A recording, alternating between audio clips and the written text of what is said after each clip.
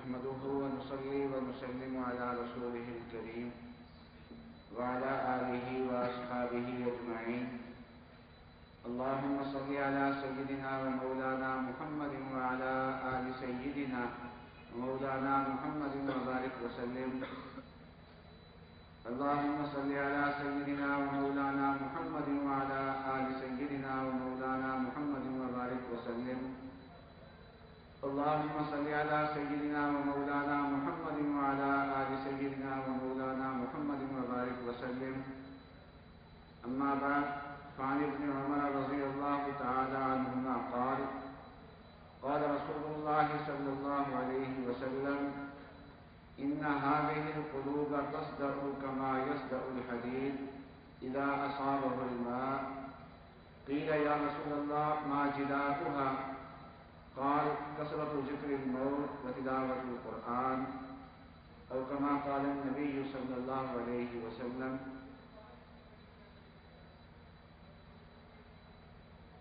گزشتہ مجلس سے پہلی مجلس میں عرض کیا گیا تھا کہ ہمارے لیے سب سے زیادہ قیمتی اثاثہ ایمان کا اثاثہ ہے.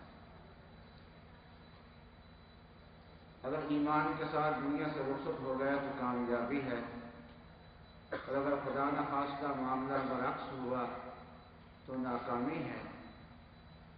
اور یہی وجہ ہے کہ بڑے بڑے اولیاء اللہ موت تک مطمئن نہیں ہوئے. کہ ایمان پر جب تک موت نہیں آ جاتی اس وقت تک وہ مطمئن نہیں ہوئے. اس امت میں سب سے اونچا مقام حضرت صدیق اکبر رضی اللہ تعالی عنہ کا ہے. قرآن پاک میں ان کی شان میں کئی آیتیں نازل ہوئی ہیں، اور یہ وہ صحابی ہیں کہ جن کی صحابیت کا بیان قرآن میں ہے. کسی اور صحابی کی صحابیت کا اگر کوئی انکار کر دے فاسق ہے، اسلام سے خارج نہیں ہوگا. لیکن حضرت ابو بکر صدیق رضی اللہ تعالی عنہ کی خلافت کا صحابیت کا اگر کوئی انکار کرتا ہے، فرمایا کہ وہ قرآن کا منکر ہے، اور جس نے قرآن کا انکار کر دیا اس کا ایمان باقی نہیں رہتا. اور نبی اکرم صلی اللہ علیہ وسلم نے ان کے بارے میں فرمایا کہ جس آدمی نے مجھ پہ احسان کیا ہے میں نے اس کے احسان سے بڑھ کے اس کے احسان کا بدلہ دے دیا ہے، سوائے ابو بکر کے کہ ابو بکر نے مجھے جو احسانات کیے ہیں میں دنیا میں ان کے احسانات کا بدلہ نہیں دے سکا. آخرت میں حق تعالی شانہ ان کو انعام کا بدلہ عطا فرمائیں گے، احسانات کا بدلہ عطا فرمائیں گے. آقا صلی اللہ علیہ وسلم کی معیت ان کو حاصل ہوئی ہے، اور نبی اکرم صلی اللہ علیہ وسلم نے فرمایا تھا کہ ان اللہ معنا، کہ اے ابو بکر میرے اور تیرے ساتھ اللہ تبارک و تعالی ہے. اور آقا صلی اللہ علیہ وسلم نے یہ بھی فرما دیا تھا کہ ابو بکر فی الجنہ، کہ ابو بکر جنت میں ہے. لیکن اس کے باوجود پرندے کو دیکھ کے حسرت کرتے تھے کہ اے پرندہ تیرا کوئی حساب نہیں، میرا حساب ہونے والا ہے. کبھی گھاس کا تنکا اٹھاتے اور اٹھا کے کہتے کہ کاش کہ میں یہ تنکا ہوتا. صرف اس وجہ سے یہ فکر تھا کہ کہیں ایسا نہ ہو کہ بغیر ایمان کے دنیا سے چلے جاؤں. ایمان بہت بڑی دولت ہے، اور ایمان کے تقاضوں کو پورا کرنے کے لیے پھر علم کی ضرورت ہے. تو اگلی نشست میں علم کے بارے میں بیان تھا، اور اسلامی علوم کا سرچشمہ قرآن پاک ہے. اس لیے اسلامی علوم کی بنیاد قرآن پاک ہے. قرآن پاک کے فضائل بے شمار ہیں. یہ قرآن پاک وہ کتاب ہے کہ اس کے معانی بھی اللہ کی طرف سے ہیں اور اس کے الفاظ بھی اللہ کی طرف سے ہیں. اور دنیا میں کوئی ایسی کتاب نہیں ہے جس کے مضامین اللہ کی طرف سے ہوں اور اس کے الفاظ بھی اللہ کی طرف سے۔ جبرائیل علیہ السلام حضرت صلی اللہ علیہ وسلم کے پاس وحی لاتے تھے تو وحی کی دو قسمیں ہیں، قرآن کی شکل میں وحی آتی تھی اور ایک وحی ہے جس کو حدیث شریف ہم کہتے ہیں۔ تو احادیث کی جو وحی ہے یہ مضامین اللہ تبارک و تعالیٰ کے ہیں، لیکن الفاظ نبی اکرم صلی اللہ علیہ وسلم کے۔ اور قرآن پاک ایسی کتاب ہے کہ اس کے معنی بھی اللہ کی طرف سے اور اس کے الفاظ بھی اللہ تبارک و تعالیٰ کی طرف سے۔ یہی وجہ ہے کہ جبرائیل علیہ السلام جب قرآن پاک کی وحی نازل کرتے تھے تو رسول اللہ صلی اللہ علیہ وسلم حضرت جبرائیل علیہ السلام کے ساتھ ساتھ قرآن پاک کے الفاظ کو دہراتے جاتے تھے کہ کہیں ایسا نہ ہو کہ جبرائیل علیہ السلام قرآن پاک کے الفاظ سنا کے چلے جائیں اور اس کا کوئی حصہ میرے ذہن سے اتر جائے۔ جو الفاظ ذہن میں ہوں اس کو اگر زبان سے بھی کہا جائے تو وہ ذہن نشین زیادہ ہو جاتے ہیں۔ اسی سے فقہا نے مسئلہ نکالا ہے کہ نماز میں جو نیت کی جاتی ہے، نیت کا اصل میں تعلق دل سے ہے، لیکن اگر زبان سے بھی نیت کے الفاظ کہہ لیے جائیں تو دل کے اندر جو نیت ہے وہ اور زیادہ پختہ ہو جائے گی۔ اس لیے اکثر فقہا نے اس کو مستحب قرار دیا ہے، لیکن بعض نادان اس کو برا بھلا کہتے ہیں۔ حضرت صلی اللہ علیہ وسلم کی عمل سے یہ بات ثابت ہے، کیونکہ وہی حضرت صلی اللہ علیہ وسلم کے سینے پہ نازل ہوتی تھی اور حضرت صلی اللہ علیہ وسلم جو اس کو دہراتے تھے وہ اس لیے دہراتے تھے کہ دل میں جو قرآن ہے وہ اور پکا ہو جائے۔ تو معلوم یہ ہوا کہ زبان کے ساتھ دہرایا جائے کسی چیز کو تو وہ دل میں پکی ہو جاتی ہے۔ اور ہمارے حفاظ بھی جو قرآن پاک یاد کرتے ہیں تو ایسا نہیں کرتے کہ قرآن پاک کو دیکھ کے دماغ میں بٹھائیں، بلکہ زبان سے اس کا اعادہ کرتے ہیں، دہراتے ہیں۔ نبی اکرم صلی اللہ علیہ وسلم بھی نزول وحی کے ساتھ قرآن پاک کے الفاظ اپنی زبان سے کہتے تھے۔ آن صلی اللہ علیہ وسلم پہ دوہری گرانی ہوتی تھی، ایک نزول وحی کا بوجھ ہوتا تھا آپ میں، اور اس کے ساتھ ساتھ پھر قرآن پاک کے ساتھ دہرانا، سننا اور پڑھنا، یہ دونوں چیزیں اگر جمع کر لی جائیں تو الجھن پیدا ہوتی ہے۔ یہی وجہ ہے کہ امام جب قرآن پاک پڑھتا ہے تو ہمیں یہ کہا گیا ہے کہ تم خاموشی کے ساتھ کان لگاؤ اور سنو، خاموش رہو اور کان لگاؤ، ساتھ پڑھو نہیں، اس لیے کہ سنے بھی اور پڑھے بھی تو الجھن ہوتی ہے، اور کوئی آدمی ہر روز اس الجھن کا شکار ہو جائے تو رفتہ رفتہ اس کا دماغ الجھا ہو جاتا ہے اور وہ لوگوں سے لڑتا بھڑتا بھی وہ زیادہ ہوتا ہے۔ تو حضرت صلی اللہ علیہ وسلم کو الجھن ہوتی تھی، نزول وحی کا بوجھ اور ساتھ ساتھ تلاوت کرنے کا بوجھ، اور اللہ تبارک و تعالیٰ اپنے نبی کی گرانی کہاں دوبارہ کر سکتے ہیں۔ تو قرآن پاک کی آیت نازل ہو گئی، لا تحرک بہ لسانک لتعجل بہ ان علینا جمعہ وقرآنہ فاذا قرأناہ فاتبع قرآنہ ثم ان علینا بیانہ، کہ جب وحی نازل ہو تو آپ قرآن پاک کو محفوظ کرنے کے لیے زبان کو حرکت نہ دیں، صرف قرآن پاک کو سنیں۔ باقی آپ اس لیے قرآن پاک کی نزول وحی کے وقت ساتھ ساتھ زبان سے دہراتے ہیں تاکہ یاد ہو جائے، تو اس کی ذمہ داری ہم لیتے ہیں۔ ان علینا جمعہ وقرآنہ، قرآن پاک کو آپ کے سینے میں محفوظ کرنا یہ ہماری ذمہ داری ہے، اور قرآن پاک کو پڑھوانا ہماری ذمہ داری ہے، پھر قرآن پاک کے معانی کو بیان کروا دینا یہ بھی ہماری ذمہ داری ہے۔ اس لیے آپ بے فکر ہو جائیں۔ تو یہ الفاظ بھی اللہ تبارک و تعالیٰ کی طرف سے، معانی بھی اللہ تبارک و تعالیٰ کی طرف سے ہیں، اور نبی اکرم صلی اللہ علیہ وسلم تو قرآن پاک کے الفاظ کی ایک خصوصیت ہے یہ کہ الفاظ اللہ کی طرف سے، اور دوسری خصوصیت یہ ہے کہ قرآن پاک پڑھنے میں اللہ تعالیٰ نے آزاد نہیں چھوڑا کہ قرآن پاک نازل ہو گیا۔ نزول قرآن کے وقت اور اس سے پہلے عرب کے بڑے بڑے شعراء، نامور جو شعراء ہوتے تھے اور جن کے قصیدے مثالی ہوتے تھے، وہ قصیدہ جب کہتے تھے تو وہ کاغذ پہ لکھ کے لٹکا دیا کرتے تھے حرم میں، ایسے قصیدوں کو کہتے ہیں قصائد معلقہ، لٹکائے ہوئے قصیدے، اور قرآن کی برکت سے وہ آج تک محفوظ ہیں۔ لیکن قرآن پاک نازل ہونے کے بعد ایسا ہو سکتا تھا، کیونکہ اولین مخاطب اس کے عرب لوگ تھے، کہ قرآن پاک سے جو آیت نازل ہوئی ہے اس کو کاغذ پہ لکھواتے اور ایک جگہ لٹکا دیتے، لوگوں سے کہتے ہیں کہ نئی وحی آ گئی ہے، اس لیے ایک نوٹس بورڈ بنا دیا جاتا ہے، اس پہ لٹکا دیا جاتا ہے، لگا دیا جاتا ہے، اور لوگ اس کو دیکھتے اور یاد کرتے۔ ایسا نہیں ہے، بلکہ نبی اکرم صلی اللہ علیہ وسلم کو حکم دیا گیا کہ آپ ان کو قرآن پاک پڑھنے کی تعلیم دیں۔ آن صلی اللہ علیہ وسلم کے فرائض منصبی میں یہ شامل ہے، یتلو علیہم آیاتہ، قرآن پاک کی آیات کی تلاوت آن صلی اللہ علیہ وسلم کریں گے۔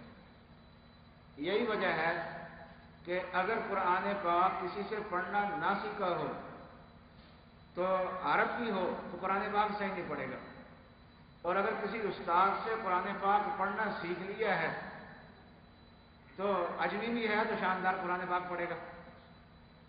تو اس کا تعلق سیکھنے کے ساتھ ہے قرآن پاک۔ اور آج بھی جو قرآن پاک کے اساتذہ ہیں، ان کے تعلیم و تعلم کا سلسلہ رسول اللہ صلی اللہ علیہ وسلم کے ساتھ جڑ جاتا ہے، اور رسول اللہ صلی اللہ علیہ وسلم کا سلسلہ اللہ تعالیٰ کے ساتھ جڑا ہوا ہے۔ تو یہ اساتذہ کرام قرآن پاک سیکھنے میں اللہ تعالیٰ کے ساتھ جڑے ہوئے ہیں، اور جو اساتذہ قرآن پاک کی تعلیم دیتے ہیں الفاظ کی، وہ نبی اکرم صلی اللہ علیہ وسلم کے نائب ہیں، اور جس کو قرآن پاک پڑھنا سکھا دیتے ہیں اس کو اس سلسلے کے ساتھ جوڑ دیتے ہیں جو سلسلہ نبی اکرم صلی اللہ علیہ وسلم تک پہنچتا ہے، اور پھر آپ کے واسطے سے رب العالمین تک پہنچتا ہے، اس سلسلے کے ساتھ اس کو جوڑ دیتے ہیں۔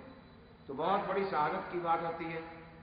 ہم نے ایسے علماء کرام کو بھی دیکھا جو عربی زبان بڑی روانی سے بولتے ہیں، اور جن کے عربی بیان کو دیکھ کے عرب لوگ بھی متاثر ہوتے ہیں، لیکن قرآن پاک اگر کسی قاری سے انہوں نے نہیں پڑھا ہوا تو قرآن پاک انتہائی سادگی سے پڑھتے ہیں۔ حتیٰ کہ عربوں میں ہم نے دیکھا کہ عربی روانی سے ہے اور عربی ادب میں بہت اونچا مقام ہے، لیکن قرآن پاک سادہ سا پڑھتے ہیں، اور ان کے سامنے ایک پاکستانی ہے، وہ قرآن شریف شاندار پڑھ رہا ہے، تو وہ عرب کا آدمی ہے اور عربی زبان میں ادیب بھی ہے، وہ قرآن پاک اتنا اچھا نہیں پڑھ رہا ہے، اور ایک آدمی ہے وہ شاندار قرآن پاک پڑھ رہا ہے۔ وجہ اس کی یہ ہے کہ اس نے قرآن سیکھا ہے، اس نے قرآن سیکھا نہیں ہے، یہ فرق ہے۔ اور قرآن پاک کے الفاظ کی یہ خصوصیت ہے کہ قرآن پاک کے الفاظ کے پڑھنے میں اجر ہے۔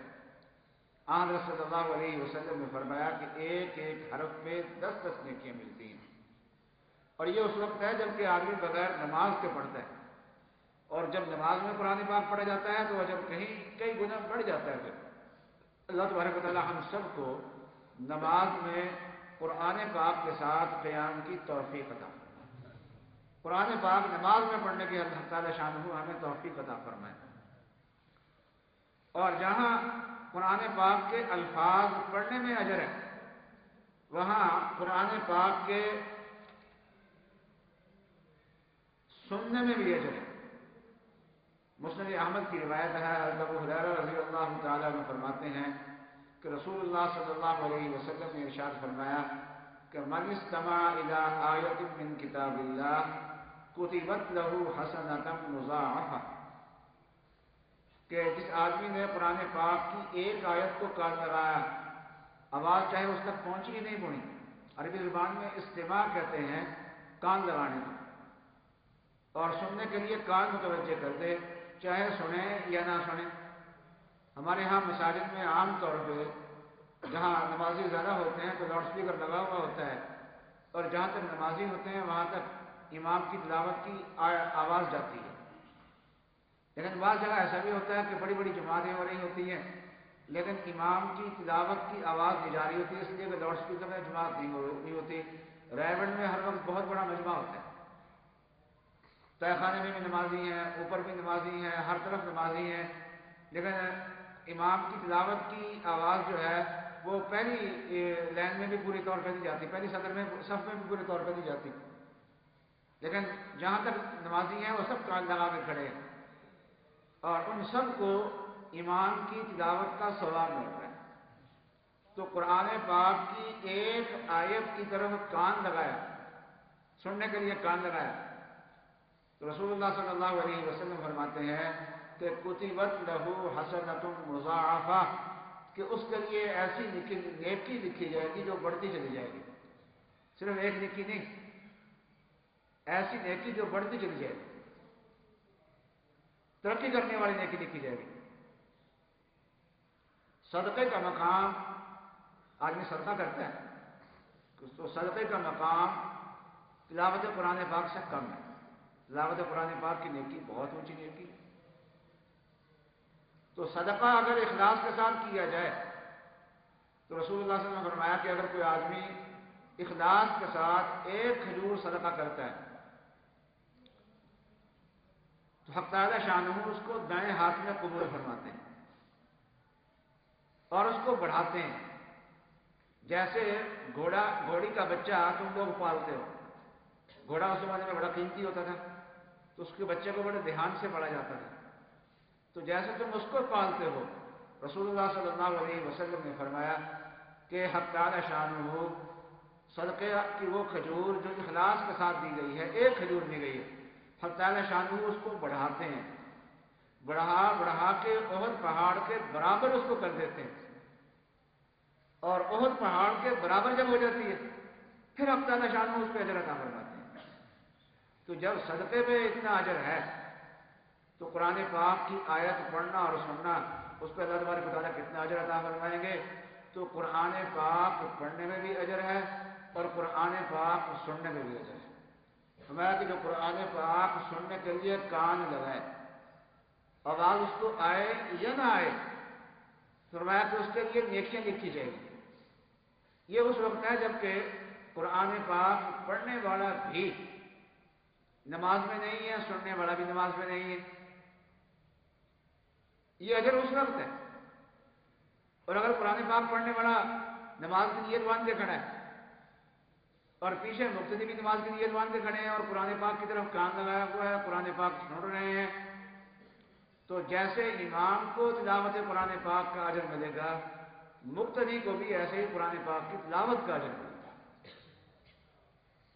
فرمایا کہ من کان لہ امام فقراۃ الامام لہ قراءۃ، کہ کوئی آدمی امام کے پیچھے نماز پڑھ رہا ہو تو جو امام نے قراءت کی ہے وہی مقتدی کی قراءت شمار ہوتی ہے، اور مقتدی کو بھی قراءت کرنے کا اجر ملتا ہے۔ اور یہاں حضرت صلی اللہ علیہ وسلم نے جو مسئلہ بیان فرمایا ہے، اس مسئلے پہ تقریباً امت کا اتفاق ہے۔ قرآن پاک کی 114 صورتیں ہیں، ان میں سے ایک صورت کے بارے میں بعض کا اختلاف ہے، لیکن باقی 113 صورتوں کے بارے میں اتفاق ہے کہ امام نے اگر تلاوت کی ہے اور مقتدی سن رہا ہے، زبان سے وہ نہیں پڑھ رہا، تو جو اجر امام کو تلاوت کرنے کا ملے گا وہ اس کو ملے گا، بلکہ نماز میں سننے کا اجر زیادہ ہے۔ بعض فقہاء نے لکھا ہے کہ نماز میں سننے کا اجر زیادہ ہے۔ ایک مرتبہ ہمارے استاد مفتی ولی حسن صاحب رحمۃ اللہ علیہ نے ہمارے ذمہ مسئلہ لگایا کہ یہ مسئلہ دیکھو کہ تلاوت قرآن پاک کرنے کا اجر زیادہ ہے یا سننے کا اجر زیادہ ہے۔ کتابیں دیکھی ہم نے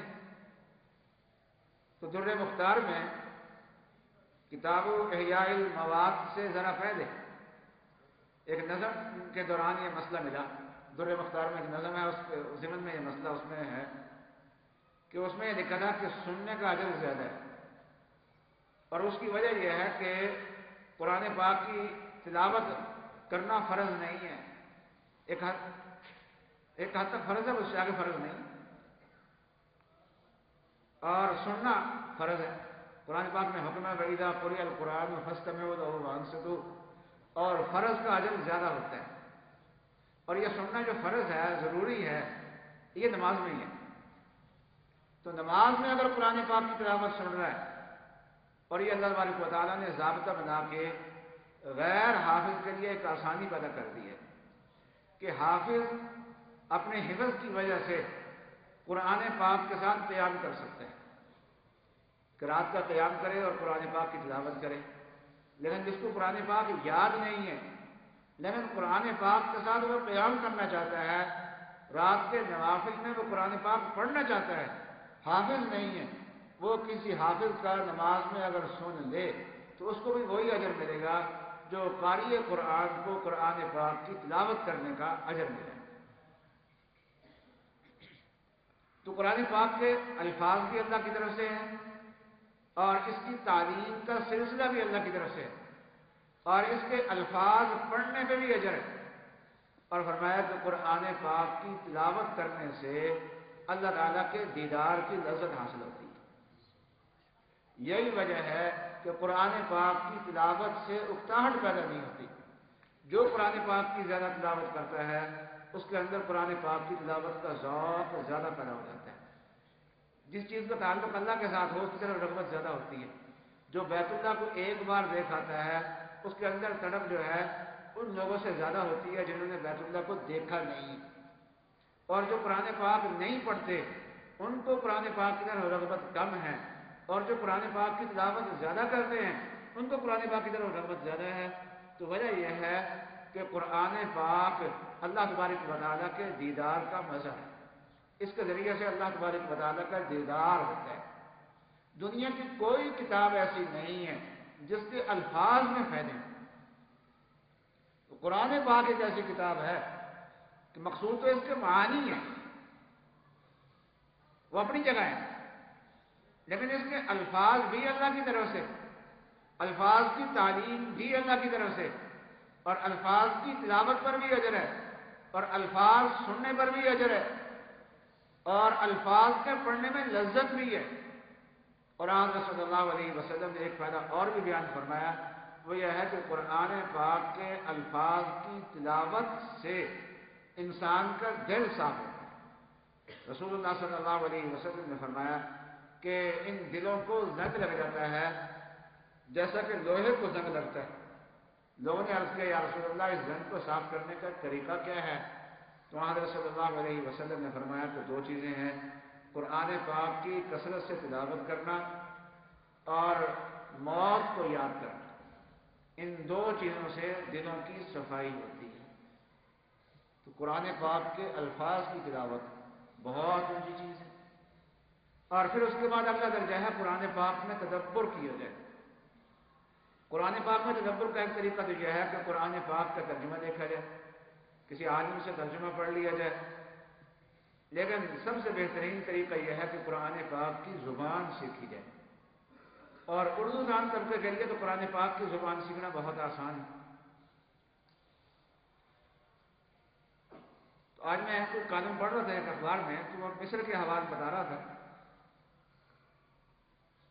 تو کہہ رہا تھا کہ وہاں کے لوگوں کی باتیں عربی تو نہیں جانتا تھا اور ترجمان کے ذریعے سے باتوں کا پتہ چلتا تھا، لیکن چونکہ ہماری اردو میں بہت سارے عربی کے الفاظ بھی شامل ہوتے ہیں اس لیے ترجمان کی ترجمانی سے پہلے ہی عربی سنتے ہی بہت سارے باتوں کا اندازہ ہو جاتا تھا کہ کہنا کیا چاہ رہا ہے عربی. تو اردو زبان میں عربی کے الفاظ بہت زیادہ ہیں، اس لیے اردو دان طبقہ اگر عربی سیکھنا چاہتا ہے تو بآسانی جلدی عربی سیکھ سکتا ہے. اور کسی کی بات ترجمے کے ذریعے سے سمجھی جائے تو اور اثر ہوتا ہے، اور براہ راست کسی کی بات کو سمجھا جائے تو اس کا اثر اور ہوتا ہے. اور ضروری نہیں ہے کہ سارے اوقات کو فارغ کیا جائے، بلکہ مصروف آدمی بھی یومیہ 1 گھنٹہ اگر نکال لے تو سال میں بہت زیادہ عربی سیکھ سکتا ہے. اگر عربی سکھانے والا استاد اگر ماہر ہو تو 1 گھنٹہ اگر یومیہ کوئی آدمی نکالتا ہے عربی زبان کے لیے تو بہت زیادہ عربی اس کو آ سکتی ہے. اور دوسرا فائدہ یہ ہوگا کہ عربی زبان کے ذریعے سے اس کے دماغ میں صلاحیتیں بڑھیں گی، اور جو تعلیم وہ حاصل کر رہا ہے، ڈاکٹر بن رہا ہے، انجینئر بن رہا ہے، جو بھی تعلیم حاصل کر رہا ہے اس تعلیم میں بھی اس کو فائدہ زیادہ ہوگا. اگر یومیہ 1 گھنٹہ دیتا ہے قرآن پاک عربی زبان سیکھنے کے لیے، اگر آدھا گھنٹہ دیتا ہے تب بھی آدمی جو ہے تو ہر مصروف آدمی اگر قرآن پاک اللہ کی بات سمجھنے کے لیے کوئی زبان سیکھ لے تو یہ بہت آسان ہے. اللہ تعالیٰ نے جیسے قرآن پاک کو آسان کر دیا ہے تو قرآن کی زبان سیکھنا بھی اللہ تعالیٰ نے آسان کر دیا ہے. تو قرآن پاک میں تدبر اگر کرنا ہو تو سب سے بہترین ذریعہ یہ ہے کہ قرآن کی زبان سیکھی جائے اور قرآن پاک کسی استاد سے سبقاً پڑھ لیا جائے. تو پھر قرآن پاک کی تلاوت کا مزہ اور زیادہ ہو جاتا ہے. قرآن پاک میں تدبر کرنا بہت آسان ہو جاتا ہے. تو میں عرض کر رہا تھا کہ سب سے زیادہ قیمتی دولت ہمارے لیے ایمان ہے اور ایمانی تقاضوں کو پورا کرنے کے لیے علم کی ضرورت ہے اور اسلامی علوم کی بنیاد قرآن پاک ہے اور اسلامی علوم کی بنیاد محفوظ ہے. اس لیے کہ قرآن پاک کا ایک ایک لفظ جو ہے وہ اور یہ قرآن پاک کی تلاوت اللہ تبارک و تعالیٰ کے قرب کا سب سے بڑا ذریعہ ہے. امام احمد بن حنبل رحمۃ اللہ علیہ نے اللہ کی کتاب کے لیے مارے ہیں. اللہ تعالیٰ نے اس کے صلہ میں خواب میں 100 بار اپنی زیارت نصیب فرمائی. تو اللہ تعالیٰ کے دیدار کے دوران انہوں نے اللہ تعالیٰ سے پوچھا کہ یا اللہ آپ کے قرب کا ذریعہ کیا ہے؟ فرمایا قرآن پاک کی تلاوت ہے. قرآن پاک کی تلاوت ہے. تو حضرت امام احمد بن حنبل نے پوچھا کہ بفہم او بلا فہم، کہ قرآن پاک سمجھ کے پڑھا جائے تو آپ کا قرب حاصل ہوتا ہے یا بلا سمجھے پڑھنے پر بھی آپ کا قرب حاصل ہو جاتا ہے؟ تو حق تعالیٰ نے فرمایا کہ بفہم او بلا فہم، چاہے معنی سمجھ کے پڑھا جائے چاہے معنی سمجھے بغیر پڑھا جائے، بہرحال اس پہ اجر ملتا ہے. اور اگر کسی نے اول تو قرآن پاک حفظ کرنا چاہیے. اگر حفظ نہ کر سکیں تو کم از کم ناظرہ قرآن پاک درست ہونا چاہیے. جن خواتین کا جن بزرگوں کا بڑی عمر میں پہنچنے کے باوجود بھی قرآن پاک درست نہیں ہوا تو ان کو اب درست کر لینا چاہیے اور ہار بھی محسوس کرنی چاہیے. اس لیے کہ بڑی عمر میں جو لوگ قرآن پاک پڑھ رہے ہیں وہ حضرت ابوبکر صدیق اور حضرت عمر کے طریقے پہ ہیں، کیونکہ ان لوگوں نے بھی حضرت صلی اللہ علیہ وسلم سے بڑی عمر میں قرآن پاک پڑھا تھا. جب یہ بڑی عمر میں تھے اسی وقت قرآن نازل ہوا ہے. تو انہوں نے بڑی عمر میں قرآن پاک پڑھا ہے. تو اس لیے میں اپنی بہنوں سے بھی کہوں گا اور بھائیوں سے بھی کہوں گا کہ جنہوں نے قرآن پاک نہیں پڑھا یا اس کے الفاظ درست نہیں ہیں وہ طالب علم بن جائیں. اور جو طالب علم بن جاتا ہے، ہم نے دیکھا ہے، ہمارا تجربہ یہ ہے کہ قرآن پاک کی طالب علمی کے دوران میں اگر انتقال ہو جائے تو اس کا خاتمہ بہت شاندار ہو جاتا ہے. تو اللہ تبارک و تعالیٰ مجھے اور آپ کو قرآن پاک کی قدر کرنے کی اور اس کی تلاوت کرنے کی اور قرآن پاک کی توفیق عطا فرمائے اور قرآن پاک کی تلاوت کا شوق عطا فرمائے. وآخر دعوانا الحمدللہ رب العالمین. الحمدللہ رب العالمین الرحمن الرحیم مالک یوم الدین ایاک نعبد و ایاک نستعین. اللهم صل على سيدنا ومولانا محمد وعلى آل سيدنا ومولانا محمد وبارك وسلم. ربنا ظلمنا أنفسنا وإن لم تغفر لنا وترحمنا لنكونن من الخاسرين. اللهم إنا عبيدك وابن عبيدك وابن أمائك نواصينا بيدك ماض فينا حكمك عدل فينا قضاؤك.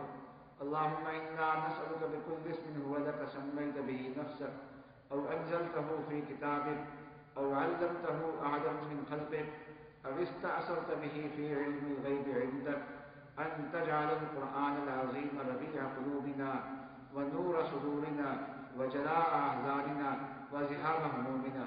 اے ارحم الراحمین، قرآن پاک کی تلاوت کی ہمیں توفیق عطا فرما دیجیے. یا اللہ اس کی تلاوت کے ذریعے سے یا اللہ ہمارے دلوں کے غموں کو یا اللہ پریشانیوں کو دور فرما دیجیے. قرآن پاک کو ہمارے دلوں کی بہار بنا دیجیے. یا اللہ قرآن پاک کو یا اللہ ہمارے دلوں کے رونق بنا دیجیے. یا اللہ قرآن پاک کی برکت سے یا اللہ ہماری مشکلات کو حل فرما دیجیے. یا اللہ جتنے حاضرین ہیں یا جتنی خواتین آج تشریف لائی ہیں بیان سننے کے لیے، یا اللہ سب کی ہماری حاضری کو قبول فرما لیجیے. یا اللہ ہر روز یا اللہ دینی اعتبار سے ہمیں ترقی عطا فرما دیجیے. یا اللہ ہر ہماری صبح دینی اعتبار سے گزشتہ شام سے بہتر ہو. یا اللہ ہر آنے والی شام یا اللہ دینی اعتبار سے یا اللہ گزشتہ صبح سے یا اللہ ہماری بہتر بنا دیجیے. یا اللہ جیسے صحابہ اکرام یا اللہ ان کے ایمان میں ترقی ہوتی تھی، یا اللہ اس طریقے سے یا اللہ ہمارے ایمانوں میں افزونی فرما دیجیے۔ یا اللہ قرآن پاک پڑھنے سے یا اللہ صحابہ کے ایمان میں ترقی ہوتی تھی، وَأَمَّا الَّذِينَ آمَنُوا فَزَادَتْهُمْ ایمانا، یا اللہ قرآن پاک کی یا اللہ سیکھتے جائے اور یا اللہ ہمارے ایمان میں ترقی ہوتی چلی جائے۔ یا اللہ ہمارے ایمانوں میں افزونی فرما دیجیے، بیماروں کو شفا عطا فرما دیجیے۔ یا اللہ ہمارے روزگار میں برکتیں عطا فرما دیجیے۔ یا اللہ جو آپ نے آمدنیاں عطا فرمائی ہیں یا اللہ ان آمدنیوں میں برکت عطا فرما دیجیے۔ یا اللہ سہولت و عافیت کے ساتھ ان اخراجات کو پورے فرما دیجیے۔ یا اللہ جن لوگوں نے دعاؤں کے لیے کہا ہے کہ ہم سے دعا کی توقع رکھتے ہیں، یا اللہ ان کی حاجات کو الغیب پورا فرما دیجیے۔ بچے اور بچیوں کا مستقبل اچھا فرما دیجیے۔ یا اللہ طالب علموں کو اور طالبات کا یا اللہ ذہن پڑھائی میں کھول دیجیے، سینہ کھول دیجیے۔ وصلی اللہ تعالیٰ علی خیر خلقہ سیدنا و مولانا محمد وعلی آلہ و صحبہ اجمعین، آمین برحمتک یا ارحم